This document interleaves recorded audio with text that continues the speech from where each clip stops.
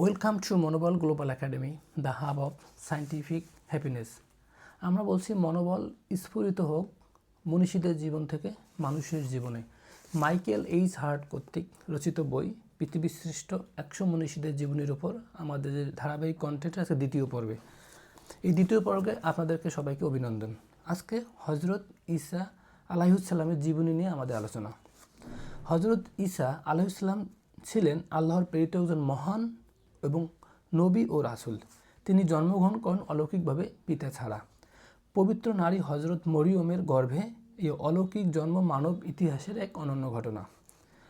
আল্লাহ তাআলা তাকে ইনজিল কিতাব দান করেন এবং বনি ইসরায়েল জাতির হিদায়াতের জন্য প্রেরণ করেন।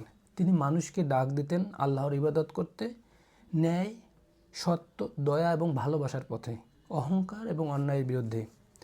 আল্লাহর অনুমতিতে তিনি বহু মুজিজা, অলৌকিক নিদর্শন প্রদর্শন করেন, যে অন্ধকে দৃষ্টি দান করেন, কুষ্ঠরোগীকে কুষ্ঠরোগ থেকে সুন্দর করেন, সুস্থ করেন এবং অনেক মৃত ব্যক্তিকে জীবিত করেন। হজরত ঈসা আলাইহিসসালাম মানবজাতির জন্য দয়া, ক্ষমা এবং ভালোবাসার এক উজ্জ্বল দৃষ্টান্ত। আসলে আমরা বলছি যে মনোবল স্ফুরিত হোক মনীষীদের জীবন থেকে মানুষের জীবনে।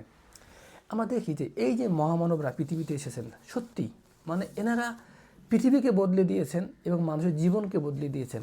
এনাদের জীবনের ধ্যান ধারণা, চিন্তা চেতনা ছিল মানুষকে ভালোবাসা, মানুষের পাশে থাকা, মানুষকে কাছে টেনে নিয়ে আসা। তো এই যে আদর্শ, এই চেতনা আসলেই তারা কি করেছিলেন না কি হয়, কি মনে হয়? অবশ্যই এই চেতনা আদর্শ দিয়েই তারা পৃথিবীতে আলোকিত করেছেন। তো আমরা তাদের পথ অনুসরণ করি, সমাজকে সুন্দর করি। সবাইকে অনেক ধন্যবাদ। Thank you.